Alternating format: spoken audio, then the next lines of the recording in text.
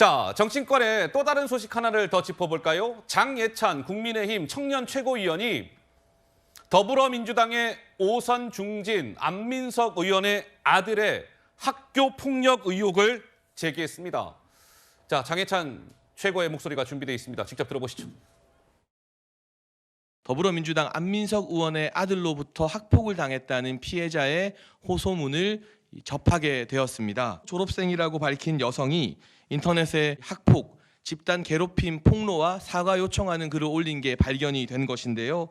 2012년 피해자가 고2 때 안민석 의원의 아들로부터 지속적인 괴롭힘을 당했다고 호소하는 글입니다. 이 글의 사실 여부에 대해서 더불어민주당 안민석 의원이 책임 있는 답변을 해주길 바랍니다.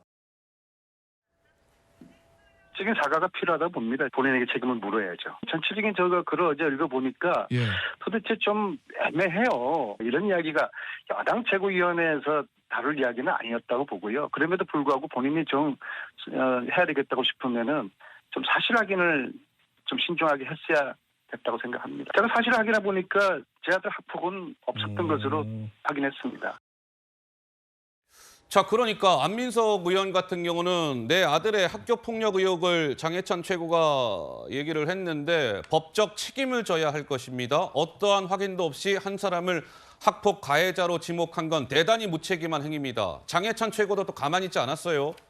아니, 사실이 아니시라면 의혹을 제기한 나뿐만 아니라 원 작성자에게도 책임을 묻겠다 나오는 게 상식적 대응 아닐까요? 안민석 의원이 한국에 지금 일본에 있거든요, 안 의원이. 안 의원이 한국에 돌아오는 즉시 나를 고소해주기 바랍니다. 명예훼손으로 고소해주면 장예찬 나는 안민석 의원을 무고죄로 다시 고소해드리겠습니다. 자, 글쎄요. 정미경 의원님, 근데 이 안민석 의원이 아들 학폭 문제는 갑자기 왜 나온 겁니까? 그리고 어느 정도 근거가 있는 얘기입니까? 어떻습니까? 제가 볼 때는 지난번에 안민석 의원이 완전히 막말을 했잖아요. 내년 총선에서 국민의힘이 실패하면 대통령 부부가 감옥 간다. 감옥 간다. 이런 얘기를 막 하신 분이에요. 그러고 나니까 안민석 의원이 과연 어떤 사람인지 다시 한번 장예찬 최고위원은 살펴볼 수가 있죠. 그러다 보니까 인터넷에 글이 하나 발견된 거예요. 아, 그래요? 예, 이 학폭 관련해서 피해 입은 여성이 그게 안민석 의원의 아들이었다. 뭐 이런 내용이 있는데 그게 삭제되지 않은 상태로 이제 계속 있으니까 그 장예찬 최고위원이 그 부분을 문제 삼은 거죠. 이 부분에 대해 답변부터 먼저 하시죠. 뭐 예를 들면 이런 느낌 아니겠습니까? 예. 그런데 그거에 대해서 안민석 의원이 사실을 확인해 보니까 그런 사실 없더라 이렇게 얘기하는데 사실을 누구한테 확인을 하죠? 보통 사실 확인이라는 거는 법적으로 사실 수사를 하고 재판을 통해서 사실이 확인이 되는 거잖아요. 예. 그럼 아들한테 물어보면 아들이 했다고 하겠습니까, 그걸? 뭘 확인했다는 건지도 모르겠는데 그러면서 지금 과도하게 본인은 공격도 하고 있는 거잖아요. 예. 그러니까 그러면 결국 뭐냐면 본인이 처음에 이미 막말로 시작을 했기 때문에 저는 국민의힘 입장에서 가만히 있을 수 없으니까 저 문제를 제기했고요. 이게 무슨 장예찬 그 최고위원이 무슨 법적으로 책임질 거는 저는 없다고 봐요. 왜냐하면 그냥 인터넷에 있는 글을 보고 읽고 확인해달라 이렇게 한 거고. 그다음에 지난번에 김의겸 의원의 청담동 술자리 문제하고는 이거 완전히 다른 문제입니다. 왜냐하면 이거는 이미 글이 올려진 상태고 장예찬 그 최고위원하고 그다음에 이 글 쓴 사람들하고의 접촉이 없었어요. 그런데 청담동 술자리는 이미 취재하는 과정에서 다 접촉을 한 겁니다. 그렇기 때문에 그거하고는 차원이 다른 거죠. 그 문제는 당연히 취재하는 과정이니까 확인했어야 되는 거죠. 그러니까 김재섭 의원님, 이게 이런 겁니까? 2020년 10월에 한 온라인 커뮤니티에 올라온 글인데요.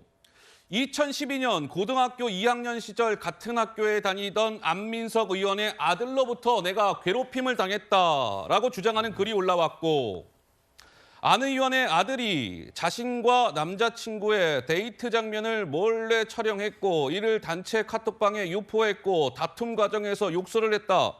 따라서 안 의원에게 다시금 분노를 표하고 싶다. 뭐 이런 글이 올라왔다는 건데 안민석 의원은 내 아들이 학교 폭력을 자행한 적이 절대 없다라는 것이고 이게 진실 규명이 좀 될까요? 어떻습니까? 뭐 두고 봐야 알겠죠. 진실 규명이야 앞으로 가려져야 될 문제라고 생각하는데 제가 여기서 안민석 의원께 드리고 싶은 말씀은 네.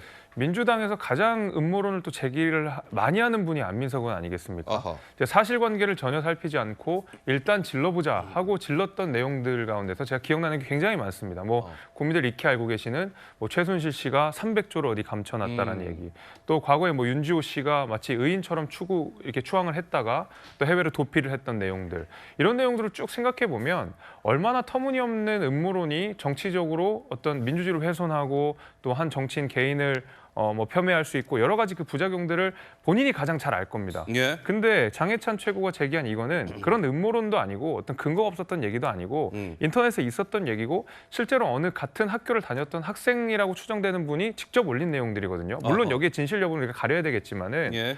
안민석 의원이 사실 저는 이 상황에서 한 번쯤 되돌아볼 것은 과연 그가 지금까지 제기했던 무차별적인 음모론이 얼만큼 그 다른 사람들한테 피해를 줬느냐, 정치를 망가뜨렸느냐를 되짚어볼 필요는 있다고 생각합니다. 알겠습니다. 자, 안민석 의원 얘기까지 해봤습니다. 자, 저희가 준비한 다음 주제로 넘어가 보도록 하겠습니다. 세 번째 주제가 되겠군요. 만나보시죠.